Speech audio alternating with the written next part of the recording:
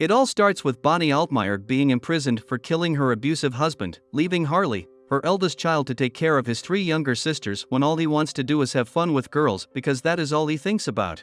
2 years later, a 19-year-old Harley drives home to find out that Amber, his 16-year-old promiscuous and rebellious sister, is going out on a date, instead of babysitting her sisters. Harley confronts her, but Amber teases him about not having a life and states that he is desperate to get laid by a girl. Later that night, Harley, who works in a supermarket, spots his neighbor, Callie Mercer, shopping and becomes shy around her as he does not have a social life. Callie asks about the girls and tells him that it's fun shopping alone without her kids as she left them at home with her husband, Brad. Harley returns home from his night duties but gets disturbed by Amber's sexual moment with her partner. At least someone in the family is getting laid. However, Harley manages to send him away by shooting in the air, waking the girls up in the process. He then drags the couch outside and burns it, while the girls watch on. The next morning, Harley and Jody visit Bonnie in prison, and Bonnie is excited to see them, but Harley doesn't feel the same way as he already disowned her. She asks for Misty, but Harley does not allow her to tag along as fights between the girls drive him crazy. Bonnie also finds out that Amber has started dating, but she believes that her daughter is old enough to look out for herself. Later on, while they talk, Harley gets emotional and faints shortly after, forcing the guards to return Bonnie to her cell after she tries to care for her son. Afterward, Harley meets with his therapist, who asks if he has any close relatives to watch over the girl since he doesn't want Amber to do so, but Harley reveals that no one wants to talk to them because of Bonnie. She then asks if he would likely see his mother again and if he liked his father, but Harley becomes uncomfortable and leaves even though his session isn't over. On getting home, Callie invites him into her house, where she offers him a meal and a beer. The two bond over art and Harley returns home to the girls. During dinner, he sees Amber wearing his shirt, with nothing underneath, and asks her to take it off. However, Amber decides to strip right in front of him and her sisters, prompting Harley to stop her. Amber then questions him for not allowing her to get a driving license, and Harley explains that he doesn't make enough money. Nevertheless, Amber doesn't listen to him and demands that he get a job that pays much. While they eat, Harley discovers that Callie dropped by to give him some gifts, an art book, and a recipe, causing Amber to ask if he's turning into a fag. Amber also seems jealous of Callie and questions her dressing style as she continues to tease Harley about her friend getting intimate with him. A few days later, Callie bumps into Harley at the supermarket once again and asks if he got the book. Harley thanks her and they talk about the art book before Callie leaves. Later on, Uncle Mike visits the kids and Amber asks of his son, Mike Jr. Uncle Mike shows them a picture album of Mike, but Harley and Amber make fun of him, prompting Mike to leave. Harley apologizes to him, as they were joking, but Mike says that a lot of people are jealous of Mike's success and laugh to make fun of him. Uncle Mike drives off angrily and Amber thinks that they don't need him. However, Harley states otherwise as they lay down in the field together. Later at night, Harley wakes up from an attack and runs to Callie for help. However, the two soon start getting intimate with each other as Harley finally becomes a man. The next morning, Callie leaves him all alone in the woods and he returns home disappointed. Upon arrival, Misty nearly takes his head off with a rifle and he warns Misty not to use his gun again, but she informs him that she's now an adult as she already started puberty. At night, Callie meets Harley at the store and she apologizes for what happened between them. She says that it shouldn't have happened as she's 10 years older than him and she is married with 2 kids, but Harley tells her that he only thinks about her, which intrigues Callie. He tries to kiss her, but the kids interrupt them and Carrie asks him to stop over later on. On getting back into the store, the manager informs him about the complaint a customer made and warns him never to let it happen again. After work, Harley stops by Callie's house and she questions him about the attack last night, but Harley tells her that he wants to make love to her. They soon start kissing and share an intimate moment once again. The next morning, Callie wonders when she would see him next, due to their busy lives, but Harley decides to quit one of his jobs to be with her because he is finally getting some fun. Not long after, he returns home and Amber tells him that she found $1,000 in Misty's room and he leaves to confront her. Misty informs him that the money is hers as she's the one that found it, even though it's Bonnie's savings as she was trying to escape from her abusive husband. Enraged, Amber slaps her and forcefully collects the money from her.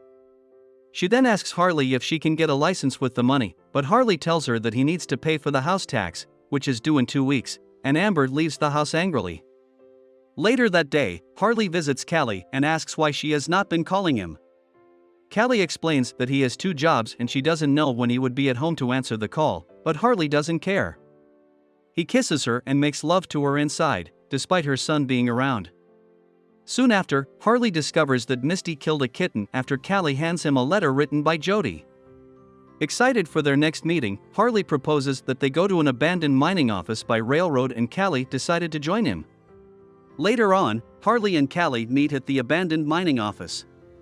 After making love, Callie asks him if she was his first woman and apologizes for ruining his first experience, but Harley assures her that it was the best moment of his life. Callie then suggests that they meet at the mining office every Wednesday and makes out with Harley, but she leaves him again. The next morning, Harley meets the therapist and asks if a kid thinks that it's okay to get hit because he thinks that it's normal. He also asks her what she thinks about sexually abused kids and if she knows about Misty. The therapist tries to find out if Misty was molested at a young age, but Harley does not answer and leaves the office, sad. Harley returns home and finds out that Amber is moving out to stay with her male friend. Although he tries to stop her, Amber does not listen and leaves, stating that it's his fault, but Harley doesn't understand the situation. He returns inside the house with a saddened Jody and she tells him that Misty said something to Amber, which made her angry. Harley asks for the details, but Jody does not know because they talked in the room, but she heard them mentioning his name. While they talk, Harley asks her what she saw the day their father died, and she tells him that Misty was at home that day. She adds that it was Bonnie who took Misty to the store, before returning to bury Misty's clothes. Upon hearing this, Harley immediately figures out that Misty killed their father and Bonnie took the fall. The next morning, Harley visits his mother and tells her about the money Misty found. He also asks her about their father's true killer, and although Bonnie tries to evade the question, she reluctantly reveals that Misty is responsible for their father's death. Harley becomes angry at her for taking the blame as Misty would have received help.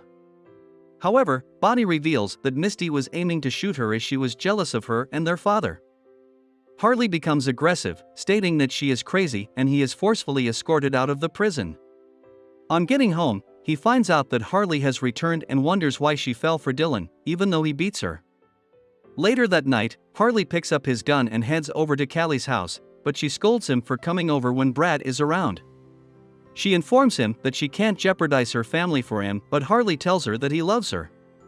He asks if she could stay with him forever, but Callie tells him that they should stick to the mining office plans. The next morning, Amber meets Harley at work to inform him that she is leaving to stay with Dylan permanently, but Harley refuses to let her go because Dylan assaults her occasionally and begs her to stay. After returning home, Harley wakes up suddenly in the middle of the night and gets scared as Amber is on the bed with him, undressed.